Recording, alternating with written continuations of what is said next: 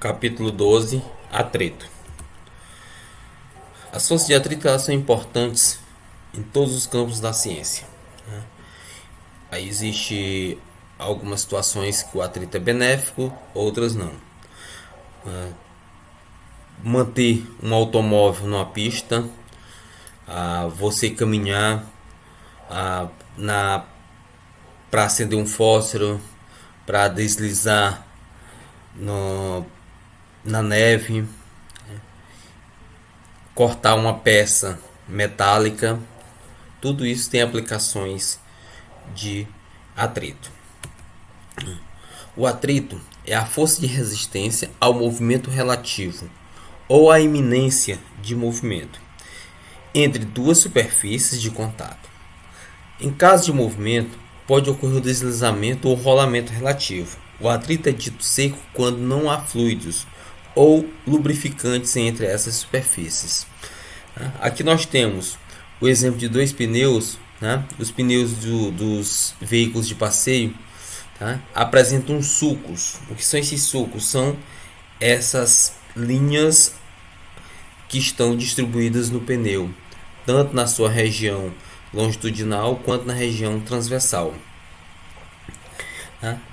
Quando o pneu está gasto em demasia, ele perde as suas características e fica muito perigoso para o motorista, porque esse pneu ele começa a deslizar mesmo em contato com o asfalto. Se tiver algum lubrificante como a chuva, a água da chuva, esse pneu ele pode deslizar e causar acidentes ao motorista. A força de atrito é dividida em duas partes. A força de atrito estático, quando as superfícies não estão em movimento relativo, e atrito dinâmico, quando há movimento relativo entre as duas superfícies. Verificando a existência do atrito. Que forças ocorrem para manter um veículo em movimento uniforme?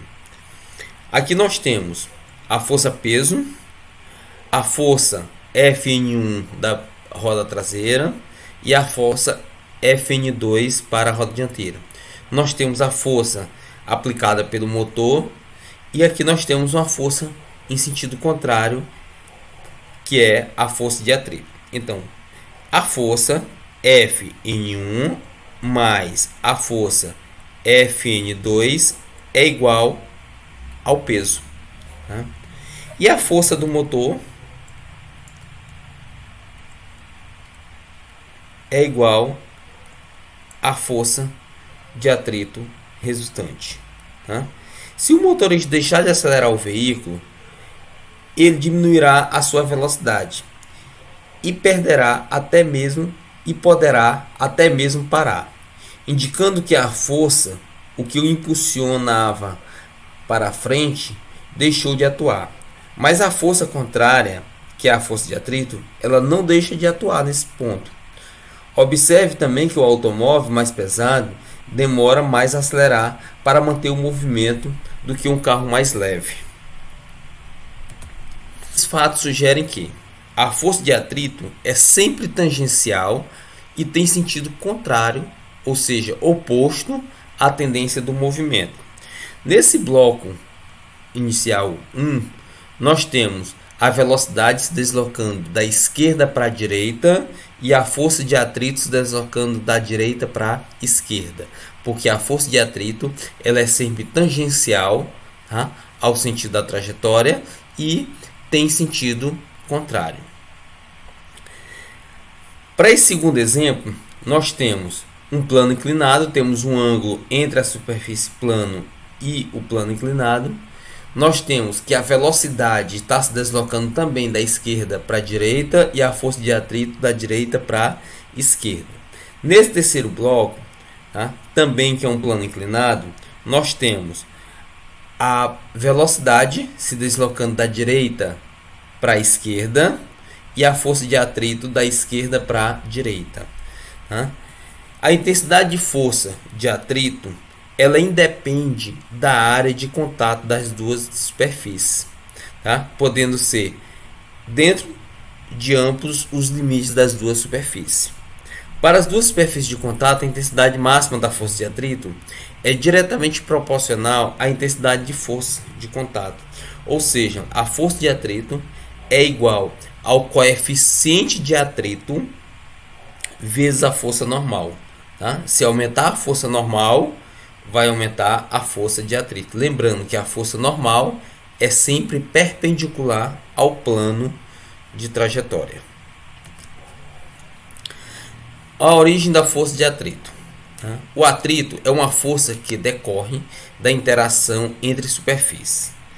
Essa interação pode ser analisada do ponto de vista mecânico quanto também atômico. Tá? A primeira situação do ponto de vista mecânico, nós vamos pegar e observar uma lixa. Tá? Você verá facilmente as saliências a olho nu. Já um espelho, tá? Apesar de a olho nu observarmos ele plano, ele apresenta algumas irregularidades, que essas irregularidades não é possível ver a olho nu somente com um aspecto microscópico. Então, o que gera o atrito são essas rugosidades entre as superfícies. O coeficiente de atrito estático ou dinâmico, né, ocorre quando as duas superfícies entram em movimento, relativo ou não, dependendo da velocidade de deslocamento entre elas. Dentro de certos limites, o valor desse coeficiente de atrito, né, depende da natureza e do estado do polimento de uma superfície. Quanto mais polida, menor é esse coeficiente de atrito. Aqui nós temos alguns valores médios do coeficiente de atrito dinâmico. O atrito dinâmico é quando o corpo entra em movimento. O atrito estático é quando o corpo ainda está em repouso. Os materiais, o aço e o teflon, 0,04 de coeficiente de atrito dinâmico. Madeira e madeira, o coeficiente de atrito dinâmico ele corresponde a 0,3. Né? O aço e o cobre, 0,36. O vidro com vidro apresenta um alto coeficiente, tá? 0,53. O aço com aço corresponde a 0,57.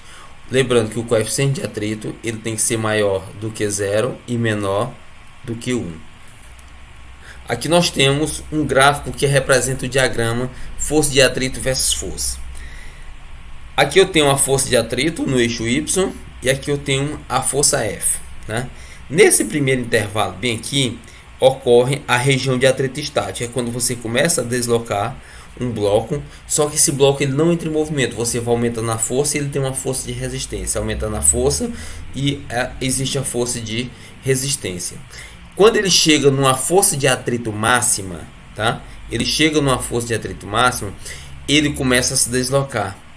A partir desse momento, ele passa a ter um coeficiente de atrito dinâmico. Até esse ponto, o corpo permanece em repouso. A força de atrito estático é igual à força aplicada. Nesse ponto aqui, a força de atrito máxima é menor do que a força aplicada. Se é menor, os corpos começam a se movimentarem. Aqui nós temos uma situação, né? A força de atrito nesse bloco, né? Esse bloco ele começa a ser deslocado para cima, né? Para ser colocado dentro desse caminhão, e até esse ponto corresponde ao ponto de inclinação da rampa, né? Aí nós temos, e essa força de atrito simplesmente nós temos que a minha força de atrito máxima ela vai ser igual a quem? Ao coeficiente de atrito, tá? Estático, porque o corpo vai estar em repouso inicialmente, vezes a força normal. Tá? Com isso, o que é que nós temos como coeficiente? O coeficiente de atrito estático é igual a força de atrito máxima dividido pela força normal. Primeira situação. Essa força de atrito dinâmico, ela sempre vai ser menor do que a força de atrito máxima. Tá? Com isso, nós temos o coeficiente de atrito estático, ele vai ser sempre maior do que o coeficiente de atrito dinâmico. Tá? Significa dizer que a força de atrito, tá? A força de atrito dinâmico sempre vai ser menor do que a força de atrito estático, tá? Por conta do coeficiente. Com isso, o que é que nós temos? Se o bloco, né, se o bloco está em uma rampa, né, ele vai ter um coeficiente de atrito, tá? Essa força de atrito ela vai ser igual a o peso tangencial nessa situação, a força de atrito, tá, e a força peso. Eu sei que a força de atrito, né, ela vai ser igual ao peso tangencial. Por que ele vai ser igual ao peso tangencial? Porque os dois estão na mesma trajetória. Com isso, quem é a minha força? A minha força é sempre menor do que a força de atrito máxima. Com isso, a força de atrito máxima ela vai ser igual à força de atrito é igual à força de atrito máxima existente, que é igual ao coeficiente de atrito estático vezes a força normal. Tá? Com isso, o que é que nós podemos ter, tá, nessas duas situações? Eu tenho o coeficiente de atrito estático vezes a força normal vai ser igual a quem? A o valor de coeficiente de atrito estático. Quem é esse meu coeficiente de atrito estático? Se nós pegarmos aqui, ó, tá, por esse ângulo, nós vamos pegar que o coeficiente de atrito estático vezes o peso vezes o cosseno do meu ângulo θ. Tá? E quem é o peso tangencial? O peso tangencial simplesmente é P seno de θ. Aí eu sei que a força de atrito é igual ao peso tangencial. Que isso aqui, né, vai ser o μ, tá, de atrito estático vezes o peso vezes o cosseno do meu ângulo θ. Igual a P seno de θ. Aqui nós vamos ter, tá, o peso vai embora com o peso. E nós vamos ter que o coeficiente de atrito é igual a seno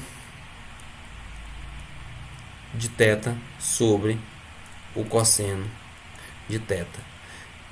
Simplesmente o coeficiente de atrito estático é igual à tangente do ângulo.